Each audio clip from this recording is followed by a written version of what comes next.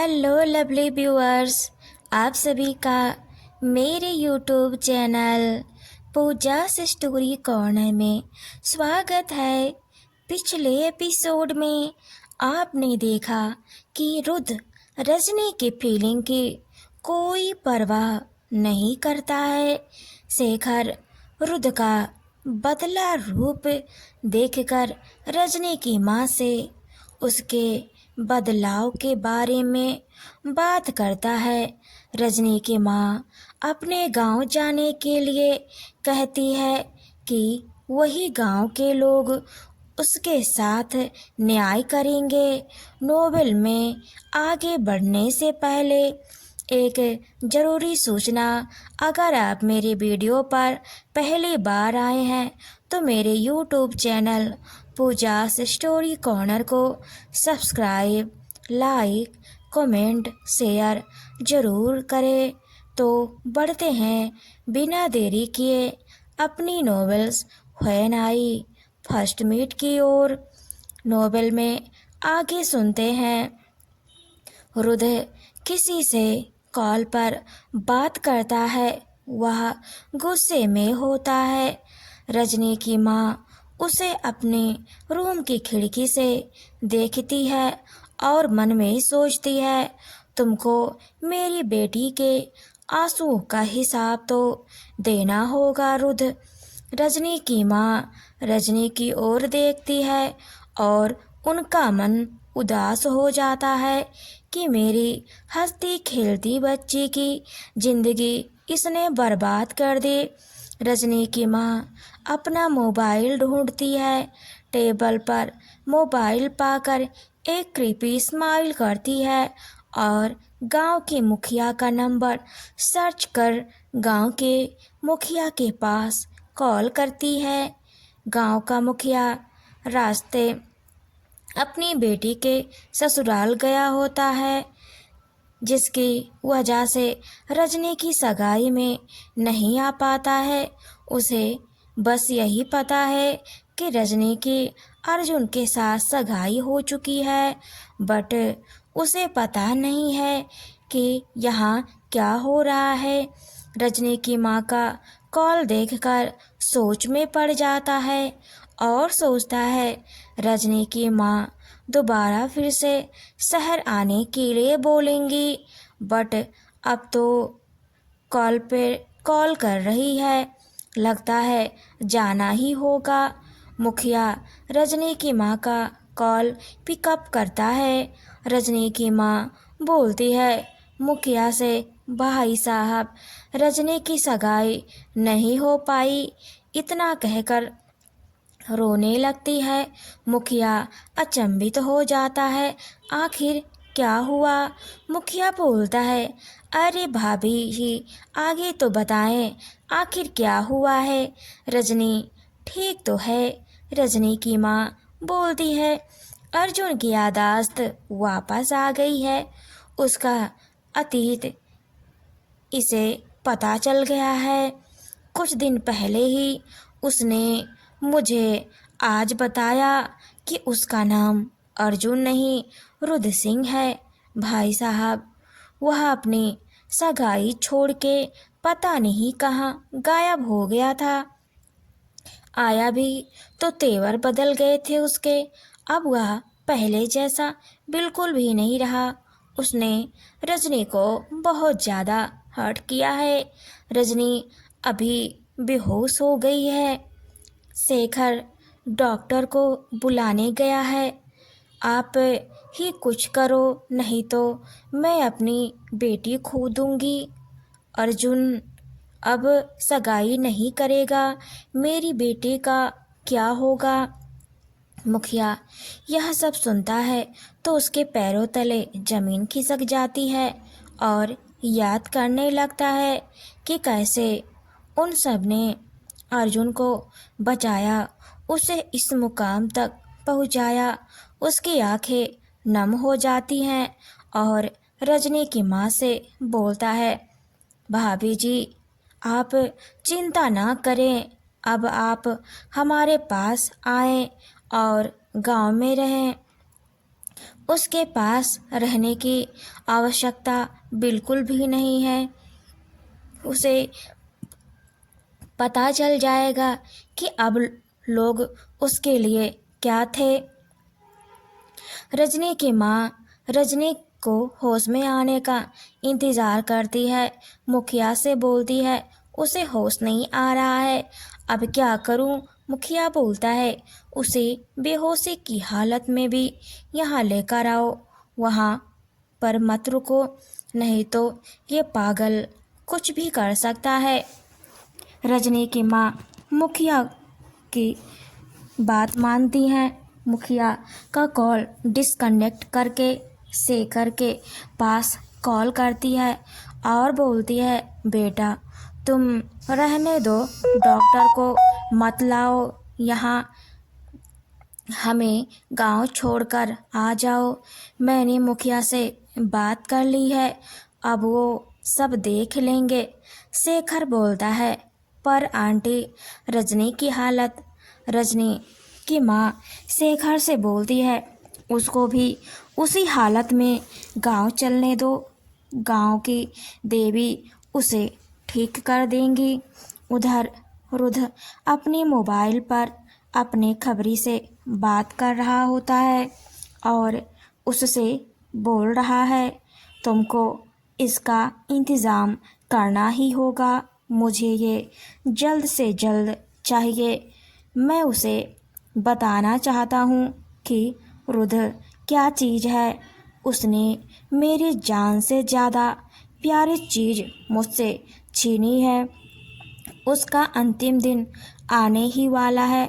Rudra call disconnect कर देता है और रजनी की रूम की तरफ देखने लगता है और बोलता है, जब तक अहाना मेरे पास नहीं आ जाती, रजनी और उसकी माँ पर कड़ी नज़र रखनी ही होगी, नहीं तो गांव वालों से मिलकर कोई न कोई चाल ज़रूर चलेगी और मैं ऐसा होने नहीं दे सकता हूँ। गांव वालों का मुझ पर एहसान है और इनका भी, बट पहले अहाना बाद में इनका भी हिसाब करता हूँ। फिर सोचने लगता है कि कैसे अहाना उसके करीब आती थी और अपने हाथों से दवा लगाती थी। फिर यही सोचने लगता है कि हम दोनों एक दूसरे से इतना प्यार करते थे, मैंने तो भूल कर भी किसी को अपने दिल में नहीं लाया, तो अहाना ऐसे कैसे किसी को अपने दिल में बसा सकती है। फिर क्रीपी स्माइल करते हुए कहता है, ये लड़कियां बस उनके बस में जल्दी से हो जाती हैं, जो उन्हें समझने लगता है और उनकी छोटी छोटी ज़रूरत पूरी करने लगता है, उनका साथ देता है। तो अहाना, तुमको क्या लगता है, ये सब करके ही उसने तुम्हारे दिल में जगह बनाई है ना? मैं तो तुम्हारा वो प्यार हूँ जिसने तुमको प्यार इतना किया कि तुम उसे मरते दम तक भूल नहीं सकती हो। 5 साल हो गए हैं तुम उसके साथ, बस दिन गिनो, आखिर तुमको मेरा ही होना है। तुमको क्या लगता है, तुम मेरे सामने उसे किस करोगी तो मैं तुम्हें छोड़ दूँगा? कभी भी नहीं। मेरा पहला टारगेट बच्चे हैं, क्योंकि वे दोनों मेरे बच्चे हैं और खून तो खून होता है। उनके दिल में जगह बना ली तो तुम खुद चली आओगी मेरे पास। रुद्र बिला के लिए अपनी कार निकालता है और बिला के लिए रवाना होता है।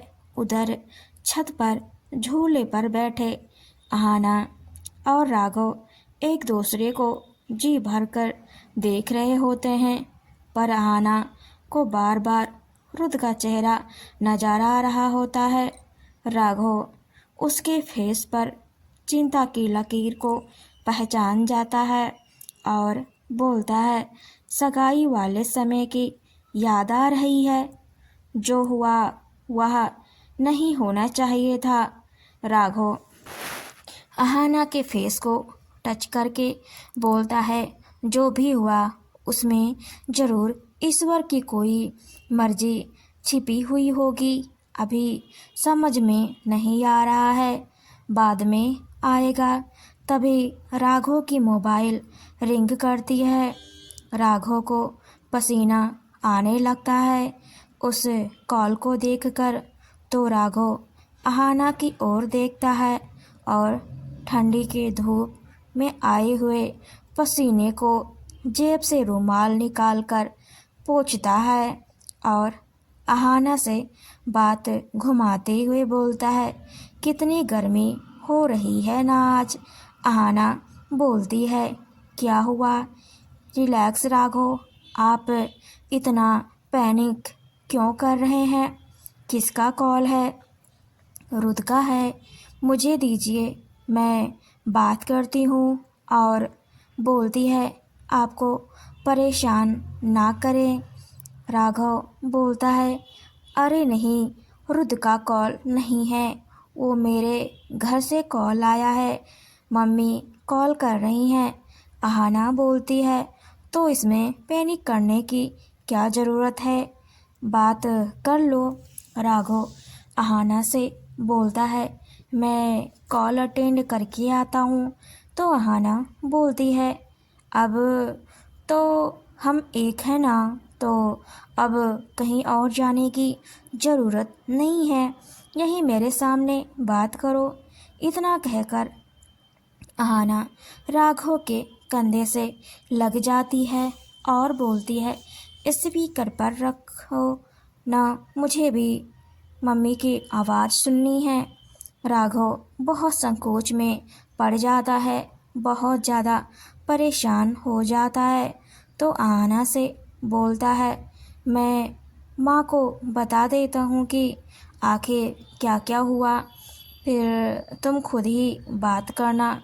अहाना उसकी बात मान जाती है और राघव दूर जाकर कॉल अटेंड करता है और बोलता है, आंटी, मैं तो आपकी बेटी के पास ही बैठा था। राघव अहाना की ओर देखते हुए बात करता है, स्माइल करते हुए, और इशारा भी करता है जैसे वह सच में अपनी माँ को अहाना के साथ हुई सगाई को बता रहा हो। अहाना दूर से राघव को देखकर खुश हो रही होती है। राघव कॉल पर बोलता है, रुद आया था शादी रोकने के लिए, पर तुम्हारी बेटी ने उसके सारी हेकड़ी तब निकाल दी जब उसने मुझे रुद के सामने ही किस कर दिया। अब रुद भी कुछ नहीं बिगाड़ सकता, अपना हाथ मेरे सिर पर है। अब तो आपकी बेटी भी मेरी हो चुकी है। उधर से आवाज़ आती है, अहाना को प्यार नहीं देना है, उसकी ज़िंदगी जहन्नुम बनानी है। तुमको उससे प्यार करने के लिए नहीं बोला है। अहाना और रुद को जान से मरता हुआ देखना चाहती हूँ मैं। वो कॉल किसी और का नहीं, अहाना की सौतेली माँ का ही होता है।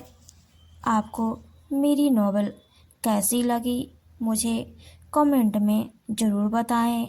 आगे नॉवेल में हम देखेंगे कि रुद का नया प्लान क्या होने वाला है।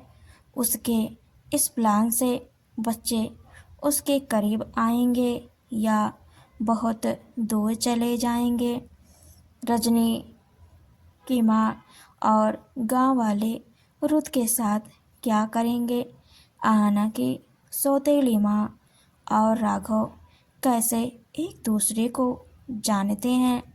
राघव सच में अहाना से प्यार करता है या उसकी सौतेली माँ के लिए कोई काम कर रहा है। तो देखते हैं नेक्स्ट एपिसोड में। तो बने रहें पूजास स्टोरी कॉर्नर में। Thanks for watching and keep supporting